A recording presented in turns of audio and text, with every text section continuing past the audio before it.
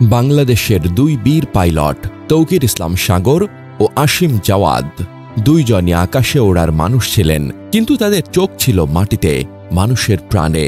তারা যুদ্ধ করতে যায়নি, কিন্তু নিজের জীবন দিয়ে শান্তি রক্ষা করেছেন। আজ আমরা জানব তাদের গল্প, তাদের সাহস, শেষ মুহূর্তের সিদ্ধান্ত এবং কে আসল হিরো। দুজনই বাংলাদেশ বিমান বাহিনীর প্রশিক্ষিত পাইলট ছিলেন এবং প্রশিক্ষণ যুদ্ধ বিমান পরিচালনার দায়িত্বে ছিলেন। তৌকির ফ্লাইট লেফটেন্যান্ট এবং আসিম স্কোয়াড্রন লিডার হিসেবে দায়িত্ব পালন করছিলেন। দুজনই তাদের প্রশিক্ষণের সময় উচ্চ দক্ষতা ও পেশাদারিত্ব প্রদর্শন করেছিলেন। আসিম সোর্ড অব অনার এবং অন্যান্য পুরস্কার অর্জন করেছিলেন এবং তৌকিরও তার প্রশিক্ষণে দক্ষতার জন্য প্রশংসিত ছিলেন। দুজনেরই মৃত্যু ঘটে প্রশিক্ষণ যুদ্ধ বিমান বিধ্বস্ত হওয়ার ঘটনায়। তৌকিরের ক্ষেত্রে এটি ছিল F-7 BGI 2025 সালের 21 জুলাই ঢাকার উত্তরায়, আর আসিমের ক্ষেত্রে ইয়াক 130 2024 সালের 9 মে চট্টগ্রামের কর্ণফুলী নদীতে। উভয় ক্ষেত্রেই তারা জনবসতি থেকে বিমান দূরে রাখার চেষ্টা করেছিলেন, যা তাদের সাহস ও দায়িত্ববোধের প্রমাণ দেয়। তৌকির জনবিরল এলাকায় বিমান নিয়ে যাওয়ার চেষ্টা করেন, আর আসিম নদীর দিকে বিমান পরিচালনা করেন। দুজনই বিমান দুর্ঘটনার সময় জনগণের ক্ষয়ক্ষতি কমানোর জন্য নিজেদের জীবনের ঝুঁকি নিয়েছিলেন। তৌকির ইজেক্ট করতে দেরি করেন জনবসতি এড়াতে, আর আসিম প্যারাশুটে নামলেও গুরুতর আহত হয়ে মারা যান। ISPR উভয়ের সাহসিকতার জন্য তাদের প্রশংসা করেছে। দুজনই স্বনামধন্য প্রতিষ্ঠান থেকে শিক্ষা গ্রহণ করেছিলেন। তৌকির পাবনা ক্যাডেট কলেজ এবং Asim Savar cantonment public school ও কলেজ থেকে পড়াশোনা করেন। উভয়ই উচ্চ ফলাফল অর্জন করেছিলেন। দুজনেরই দাফন রাষ্ট্রীয় মর্যাদায় সম্পন্ন হয়। তৌকিরের জানাজা ঢাকা সেনানিবাস ও রাজশাহীতে এবং আসিমের মানিকগঞ্জে অনুষ্ঠিত হয়। উভয় ক্ষেত্রেই গার্ড অব অনার দেওয়া হয় এবং হাজারো মানুষ তাদের শেষ বিদায়ে অংশ নেয়। তাহলে কে আসল হিরো? তৌকির ছিলেন হিরো ইন দ্য মোমেন্ট, ভয়াবহ সিদ্ধান্তের মুহূর্তে নিজের প্রাণকে তুচ্ছ করেছেন। আসিম ছিলেন হিরো ইন প্রিন্সিপাল, জীবনের প্রতিটি মিশনে দায়িত্বকে ওপরে রেখেছেন, শেষ পর্যন্ত ব্যতিক্রম ঘটেনি। আমার মতে তৌকিরের আত্মত্যাগ বেশি হৃদয় বিদারক ও তাৎক্ষণিক সাহসিকতার প্রতীক, কিন্তু আসিম জাওয়াত একজন পরিপূর্ণ ও পরীক্ষিত দেশপ্রেমিক হিরো।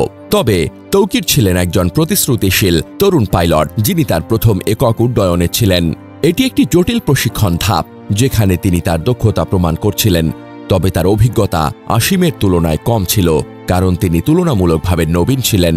তিনি জনবসতি এড়াতে বিমানটিকে জনবিরল এলাকায় নিয়ে যাওয়ার চেষ্টা করেন, যা তার দায়িত্ববোধ ও দেশপ্রেমের প্রমাণ দেয়। তবে ইজেক্ট করতে দেরি হওয়ায় তিনি প্রাণ হারান, যা তার সিদ্ধান্ত গ্রহণের সময়সীমার সীমাবদ্ধতা নির্দেশ করে।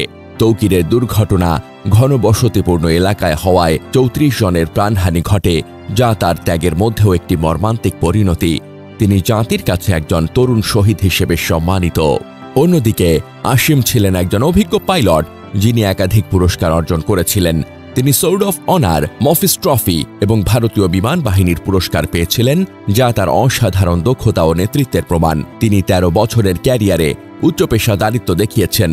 আসিম তার সহ পাইলট সোহান হাসান খানের সঙ্গে বিমানটিকে নদীর দিকে নিয়ে যান, যা জনবসতির ক্ষয়ক্ষতি এড়ায়। প্যারাশুটে নামলেও তিনি গুরুতর আহত হয়ে মারা যান, তবে তার সিদ্ধান্ত জনগণের জন্য নিরাপদ ছিল। আসিমের দুর্ঘটনায় বড় ধরনের ক্ষয়ক্ষতি হয়নি এবং তার সহ পাইলটও বেঁচে যান। তিনি একজন অভিজ্ঞ শহীদ হিসেবে জাতির কাছে চিরস্মরণীয়।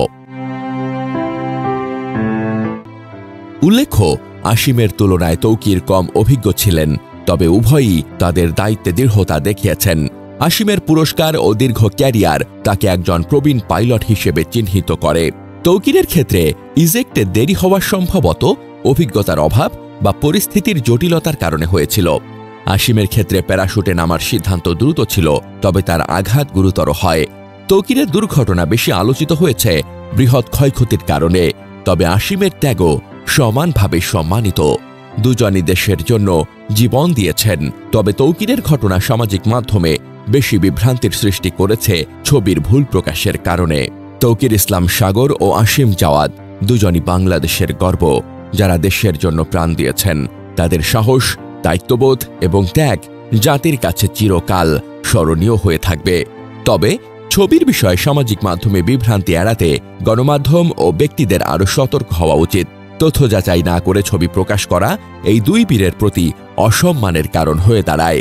তাদের সঠিক পরিচয় ও অবদান জনগণের কাছে সঠিকভাবে তুলে ধরা আমাদের সকলের দায়িত্ব।